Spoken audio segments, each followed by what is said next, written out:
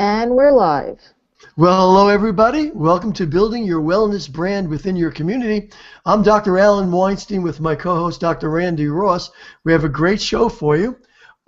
Today's show is brought to you by Epic Consulting, making sure your electronic presence is all it needs to be, and Community Wellness Day. Every great opportunity begins with the first step. Take that step with Community Wellness Day. And The System, the official marketing program of healthcare professionals everywhere.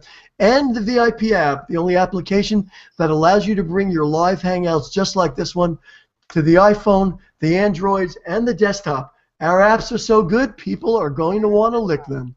Hello, everybody. You hear that in the background. Somebody's came Sorry up there. about that. That was mine.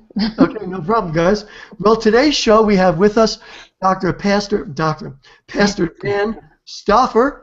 Sorry about that. We're so used to having doctors on the show.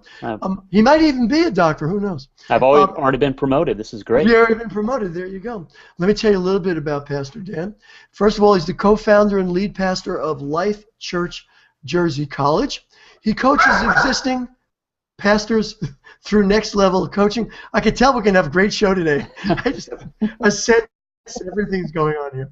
He's a trainer for the Association of Related Churches speaker and mentors potential church planters through Reach Northeast. Now, there's a whole bunch of stuff that I know nothing about, so this is going to turn out to be a really good show.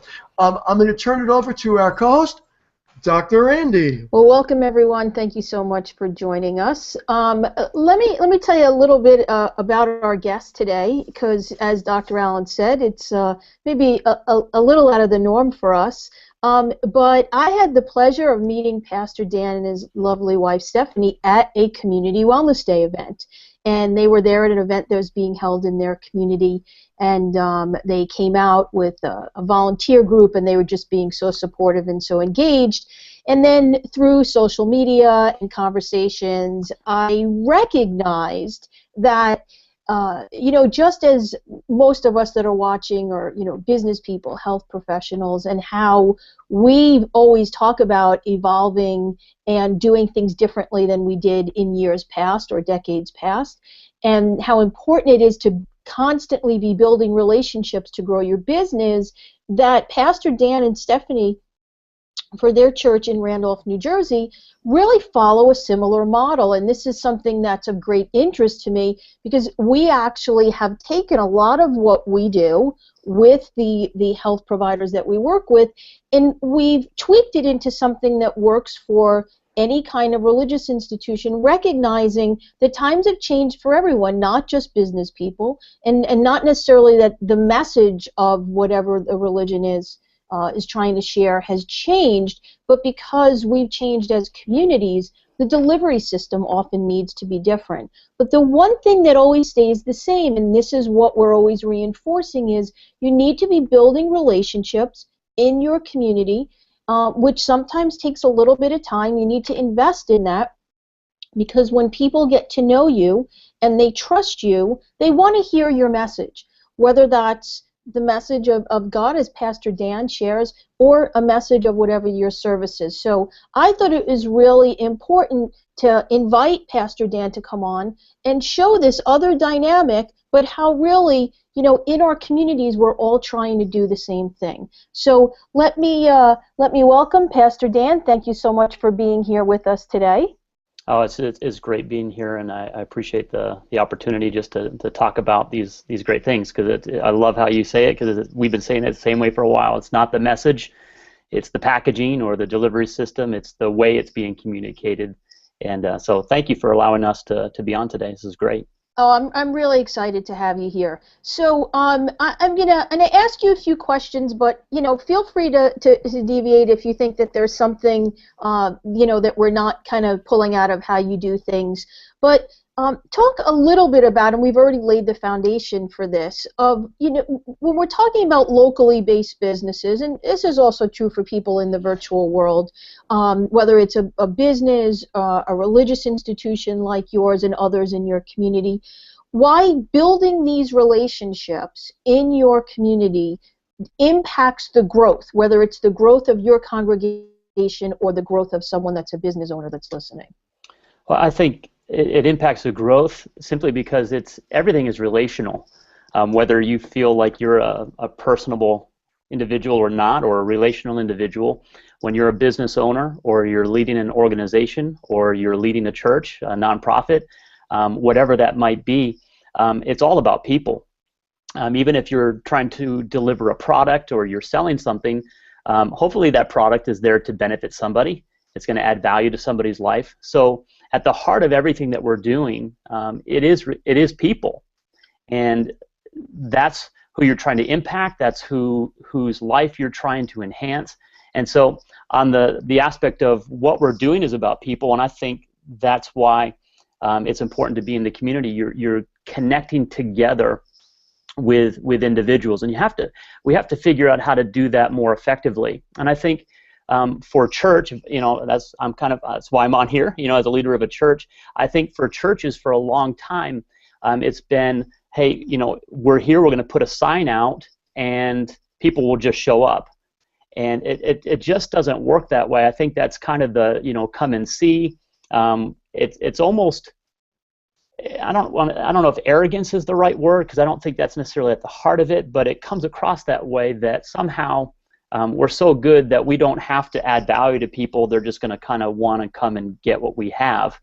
And what we found is that if we're going to have the impact that we desire to have, we're going to have to figure out how to connect with the people in our community, how to find out really what their needs are, and not be in the community for what we can get from the community, but what we can give to the community, what we can add, how we can add value. That's why we're here, and that's kind of the core of our mission and our vision, is to really to add value to the sphere of influence that we're in.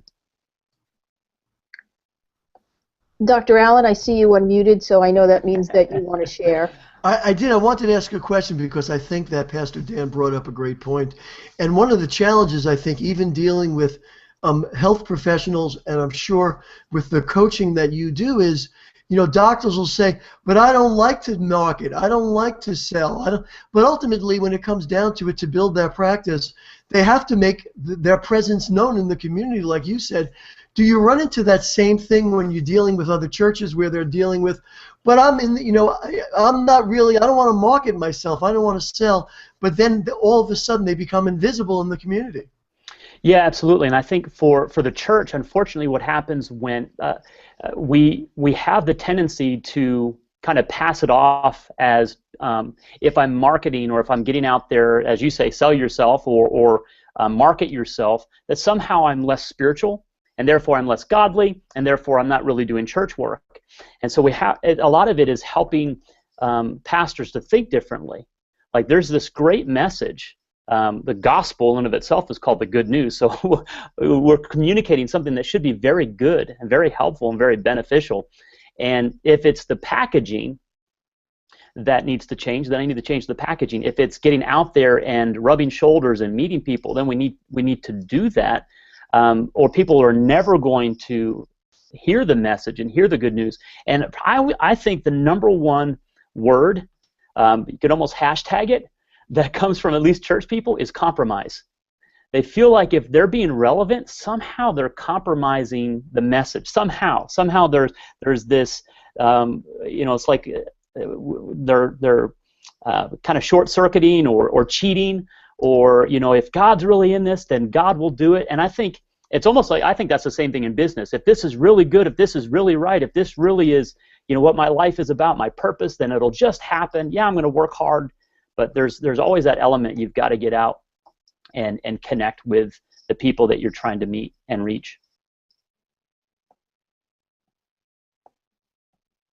Yeah, and I think that's so important, because that does translate into just about anyone that's a listener here. It's easy to sit back and say, well, I have this great talent, or I have this great service, or I have this message from God, or whatever it might be, that it should just come to me. But, part of your mission of why you have whatever your talents are is because you're supposed to make certain things happen.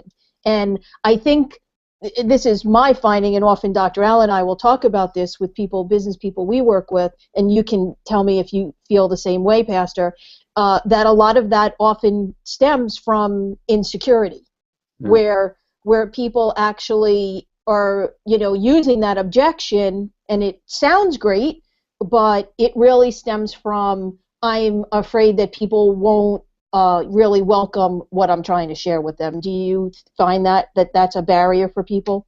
Certainly. I think, rejection or fear of rejection or insecurity or, even something like this, being interviewed or being on a show, a conversation, you're being asked questions, somehow I won't have the answer, someone's going to ask me something, I'm going to be stumped and I don't want to be embarrassed. But yeah, I think a fear of rejection or insecurity is a huge preventer for someone to kind of put themselves out there. I was thinking of this too, that for me, when you're talking about mixing business principles or mixing secular ideas together with the church, I kind of look at it differently. I kind of look at that any good business idea or any good secular idea, for me, I can find in Scripture. So for me, it's kind of like this began with God. This was God's idea. When I look at what we in the church would consider the Great Commission, which some of Jesus' last words to his followers while he was on the earth, it was not wait here and somehow he's going to bring everything to you. It was this get out there. It was go into all the world and share this message. It was a go, step out. And I think what happens with any organization, this is church business, when you become established, and like for us, we started our church from scratch, so to speak, entrepreneurial, planted a church. We met in a middle school. We met in a movie theater when we first started, actually for 7 weeks. Then we were in a middle school for 4.5 years, set up and tear down. Now we're in a permanent facility. And I think this happens for any leader in any organization. The moment that you kind of have a permanency, there becomes this temptation to now become very much introverted and to protect or to a fear of losing what you have. So you're less apt to take risks. And I think that's the danger for anyone. So a lot of our coaching, especially for leaders or pastors that are already established, is you cannot stop taking risks. You cannot stop pushing out, and it can't be this desire to build your own kingdom, but it has to be fueled with this passion of until everyone knows, we can't stop. Until everyone hears, we can't stop. Until everyone's had an opportunity, we can't stop. And so it's that constant go. But definitely, insecurity is a preventer of that, for sure. And what are some of the? I know you shared one with us, but because this is an obstacle in any person that is an independent business owner, what other tools do you teach to help people get beyond that insecurity? I think some of the tools are to really know your mission and your vision. That's the basis of it. I think probably you guys see this a lot as well. When someone's starting something new, they're looking for a working model. Whether it's in chiropractic, whether it's in healthcare, whether it's in other businesses, whether it's in the church, there's something that you have within you that you're trying to accomplish. So when you stumble across, or maybe you finally found a model that's working that kind of emulates what you have in your heart or in your mind, you gravitate toward that, which is great because there's no reason to reinvent the wheel. But the other danger of that is that you just simply start replicating or emulating somebody else, and you're not staying true to your own vision and mission. And so it's very important for any leader to really know deep within themselves what is very unique to me. What is it that, and not that I'm the only one or I'm the only church or you're the only doctor or whatever, but what if you were? How differently would you function if you were the only one? And so I really coach our guys. You've got to know your vision. You got to be very, very clear on that. You need to craft the language of that so that it's extremely specific to you. You need to know what your values are, what differentiates you from anyone else, and why your purpose is so important. When we moved into our permanent building, we met with a landlord and negotiated our lease and worked some things out. We were going to have to invest quite a bit up front to get the space to look like the way we wanted it to look like. And when we sat down with him, I just shared with him some pictures of people's lives that had been changed through Life Church. And I just said to him, I said, listen, Randolph, New Jersey, Morris County doesn't need another church. But we don't want to just be another church. And so I just communicated clearly what we were about and what our heart was, what our focus was. And it kind of cleared the playing field to realize, wow, this is an organization that we're going to add value to his building as well. So I think that's really important, to really know very clearly who you are, what your purpose is, what your mission is. Do you also find that there are some people that are trying to perfect that too much before they actually push themselves out? In other words, sometimes what I share with people is, in the beginning, you might be uncomfortable, and someone might ask you something you don't know, and you might not answer the way you think, and then I always say you get in the car and you review the conversation and go, oh, I wish I said this, or I should have said this then. I think that I'm interested in how you get people beyond that, uncomfortable initial kind of process where you just got to go out and do it, and it's not going to be perfect, but each time it gets better. I'm thinking, and correct me if I'm wrong, it's kind of like, when you give a sermon on a Sunday or whatever day it is, the first time you do it, I'm sure it's not as well as the way you do it today. Yeah, absolutely. We call it paralysis by analysis. I'm sure that's not original. Yes. I mean, I probably, if I was to go back and listen to, we've been doing this for 6 years now, and so you can imagine how many sermons or messages I've shared, and I'll listen to some past ones. I'm like, oh my gosh, I wouldn't even have come to this church. Back then, it's like, who would say something like that? On Sunday morning, we have 2 experiences, 10 and 11:30, and in between, I'm going back and thinking over, why did I say it that way? I should have said it differently. My wife Stephanie helps me with that as well, which is a great benefit to having somebody there for both. But yeah, and I think, as you're moving forward, you find that model, and you've got to work out kind of your own, not spin on it, but your take on it, what's really you. But yeah, you definitely got to get out there. I'll tell guys too that you're never going to be 100% certain about anything. I don't think any leader, any individual is ever any more than 75% certain of any decision that they ever make. Now, you can be clear, and I think this is what I try to teach guys. There's a big difference between clarity and certainty. You can be very clear of the next step that you're to take. You can be very clear of what's in your heart or that vision, but uncertain of how it's all going to play out, uncertain of maybe some of the details. But that clarity is what you have to act on. Act on clarity, and certainty will grow. You'll become more certain, but not until you start taking steps.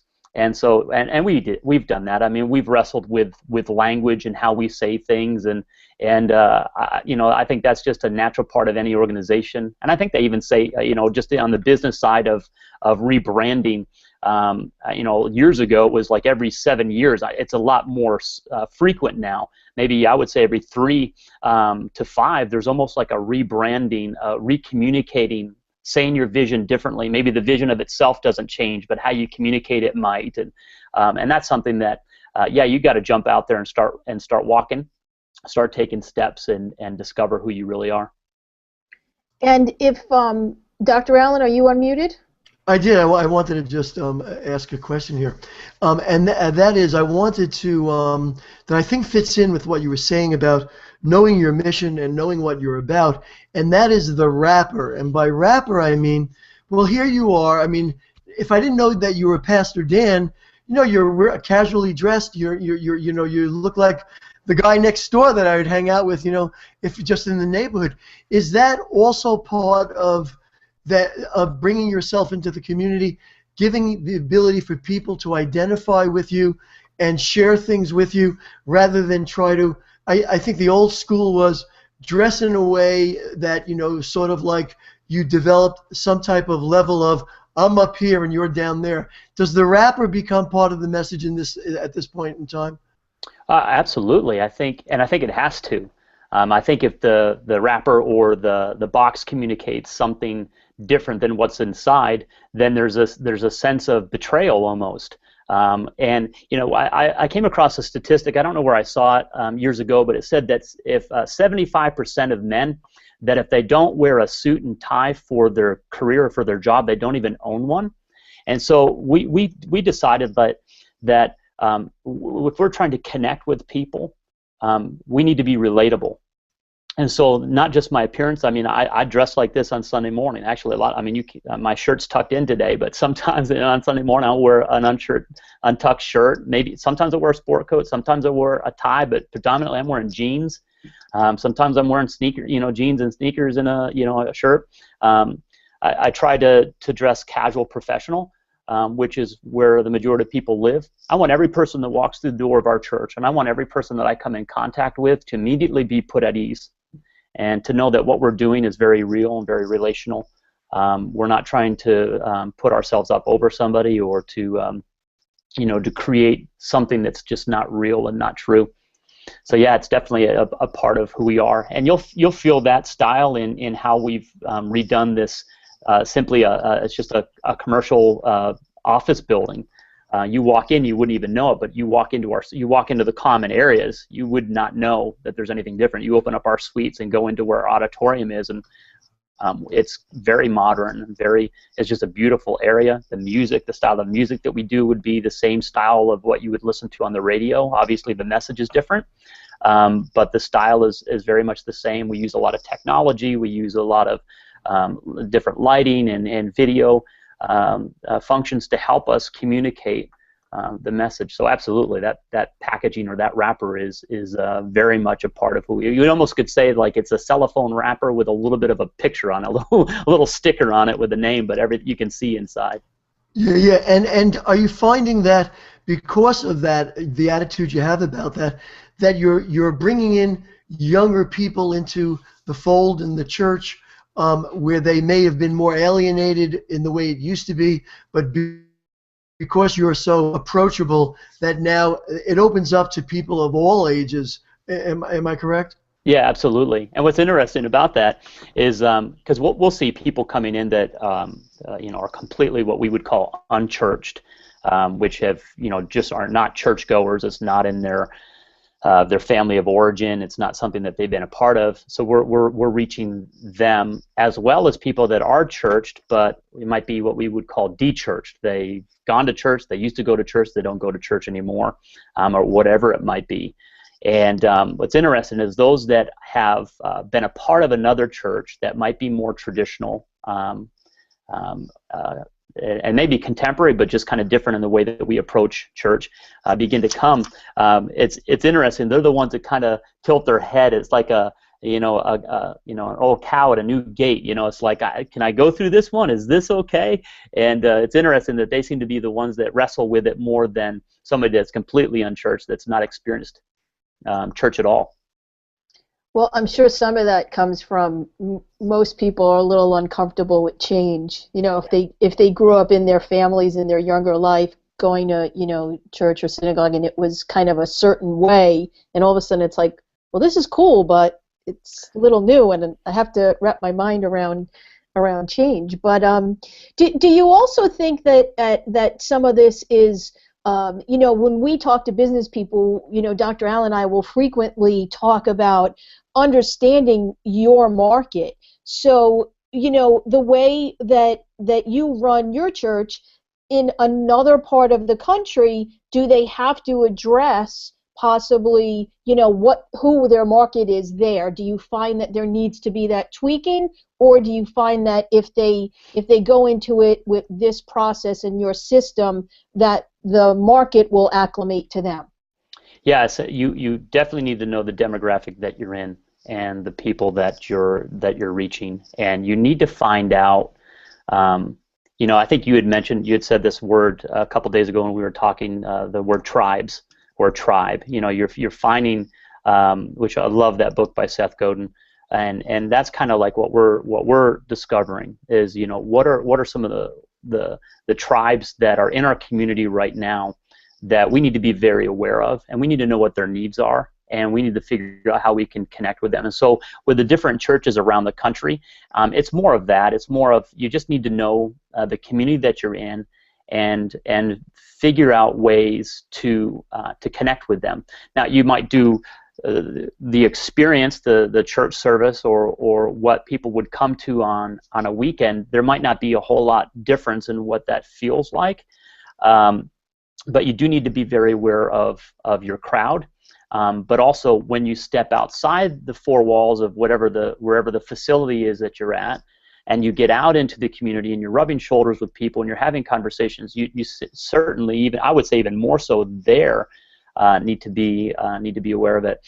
We visit a lot of churches, whether it's just through our coaching or through friendships or through conferences, and they're all over the country. And I'm always and within our organization or our network, that's for what we're for, not what we're against, and to be what we would term. And it's interesting when I'm even in some of these different environments of different churches, how different. I'm like, well, that wouldn't work here in North Jersey. I couldn't say that there. There's still that sort of a cultural flow that you've got to be very aware of when you're communicating. What would you say the breakdown of when we do marketing with professionals? We always talk about the breakdown of where their patients should come from or their clients should come from. In building your church, where have most of the members come from? Is it internal referral? Is it community events? How do you break down how you get your the members of your church? On the weekend, we have what we call a connection card, and we're able to kind of capture people's information. They fill it out, and there's a little spot on there, how'd you hear from us? And predominantly it is definitely online, or word of mouth invitation that someone's invited them. We do see, because we're not right on the main road, we're about 3 buildings in off of Route 10, which is a main road running through Randolph. We don't have a sign out there, so on Sunday morning we are able to put some signs out that we put out and take down, so people will see us then driving by. But predominantly it is word of mouth and using online. We use Google AdWords, and as a 501c3 church nonprofit, we were able to get in on their grant, and so which is awesome because we don't pay a dime. We have $10,000 a month available for us in ads through Google AdWords. I'm still not sure we're using all of that, but it's there. I've got to figure it out, right? Well, that's really great. So in other words, so you sit down and you go, well, what keywords should we put in the ad? Yeah. What keywords are we going after? So literally, you're marketing. That's fantastic. Absolutely. That's something in the marketing world you wouldn't even think that Pastor Dan's sitting down. He's going through his keyword planner, and he's that's terrific, amazing. Yeah. Very good. And as we start to tie up, that's actually how I want to kind of bring it around to you, Pastor Dan. I think that those outside of the groups that you work with, I think that people watching this might be a little surprised. So I want you just shared using Google AdWords. I think if you shock Dr. Allen, that's pretty good. That's hard to do. Tell us a little bit more about some of the ways then the things that you do, and you and your lovely wife Steph, what you do as, I'm going to call it, a business model to draw people into your church. Well, I think it begins with exactly where we met. I guess close to quite a year ago, but at the Community Wellness Day here in Randolph. Yeah. It's just that. It's finding out what's going on in the community and how can we be a part of that. How can we be a part of it? How can we serve our community? How can we add value? We're already working now to be a part of the next Community Wellness Day here in Randolph. That's something that we hope, again, we'll be able to get out there and rub shoulders with people and help them to see that we're just like them. And hopefully we can add value to their life. We're partnering with the Head Start of Morris County, particularly with the Dover location. They have over 200 less fortunate families that need to be adopted going into Christmas and in the holidays here, that need winter clothing and towels and just housewares. So we're partnering with them. We're putting out, we're beginning what we're calling a giving tree, and we're getting that in the community as well, hopefully helping people to know the need and how they can impact some families that are maybe their neighbors or right next door. So that's something. I've actually joined the Rotary here in Randolph, just simply so that I could get to know the different business leaders in our community and help raise awareness to the needs in our community. So there's actually it's called Light the Path 5K run that's going to be on Saturday, November 15th, right here in Randolph, raising funds for Down syndrome research, as well as through the Rotary for scholarships in Randolph High School. So we're partnering in that. We're financially a sponsor of that, as well as making sure we've got volunteers there. The main thing for us is that we're trying to help our people get outside the four walls. It's not just the church organizationally in name. Church is not a building. It's not a name. The church, literally in the original language in the Greek, ekklesia or ecclesia, means a movement. It means a gathering of like-minded people. And so we want to be a movement. We want to impact our community by coming together and being one so that we can reach one. So that is primarily what we're doing, just trying to get out in the community and connect and add value. And I think that's a perfect place to. Oh, Dr. Allen, did you have another question before I tie it up? I did, but I'm afraid here. I'm so interested in what Dr. Dan does. And Pastor Dan does. I keep calling him Dr. Dan. I'm going to add those. I'm going to add that to my title now. Dr. Pastor. Right on the lower third. Yeah. Dr. Dan Stauffer, yeah. I'm so intrigued by what you do, and I respect greatly that you're doing it. I mean, I have a number of questions I want to ask, but I think, Dr. Randi, we should have Pastor Dan back on the show. I want to know his dropout rate. I want to know how he follows up. I want to know if he uses autoresponders. I mean, there's so much stuff here that I want to talk about, but it's going to take another half hour. So I think we're going to let it go and get him back on the show. Well, how about this, Pastor Dan? Can we officially invite you to come back for a part 2? Absolutely. I'd love to do that. This is fun. All right. Well, I am going to tie us up while Dr. Allen brings up our sponsors, and I really want to thank Pastor Dan for being here. I have to say, for me, this has been one of our most interesting interviews, and this is just to show you that we really we look at so many different things when we think about who we want to bring on as guests, who you can listen to and take something away with. And I think that Pastor Dan's a perfect example that we're always thinking outside the box. And for me, I think everyone has something to offer. And everyone has something to say that can inspire you and make you think about a way that you can be better and do better and serve more people, whatever your product, service, or messages that you need to get to people. So I really want to thank Pastor Dan for being with us. We're going to definitely get him back on our calendar in the coming weeks. And I just want to let everyone know, you heard Pastor talk about Community Wellness Day. We are gearing up for our enrollment, so if you're interested in finding out about how to host Community Wellness Day, we've done the work for you. Please don't reinvent the wheel. I can promise you you'll be more successful in a program with a proven track record that you just have to follow directions. So send us a message. If you're watching this in a replay, there'll be a link for you to click on, and you can find out how to spend about 15-20 minutes with me, and we'll tell you why this is something that will absolutely help you reach some of your goals. Well, I'm going to turn it back over to Dr. Allen to close us out for this week's show. Well, you've been listening to Building Your Wellness Brand Within Your Community. I'm Dr. Alan Weinstein with my co-host, Dr. Randi Ross. Today's episode was brought to you by Epic Consulting. Whoa, it's going crazy on its own. Sorry about that. Epic Consulting, making sure, this is crazy, my thing is sort of flickering here. Your electronic presence is all it needs to be. Community Wellness Day, every great opportunity begins with the first step. Take that step with Community Wellness Day. The System, the official marketing program of healthcare professionals everywhere, and of course the VIP app, the only application that allows you to bring these live hangouts to the desktop, iPhone, iPad, and the Android devices. On behalf of myself, Dr. Alan Weinstein, Dr. Randi Ross, and a great visit from Pastor Dan Stauffer, we'll look forward to seeing you next week. Bye, everyone.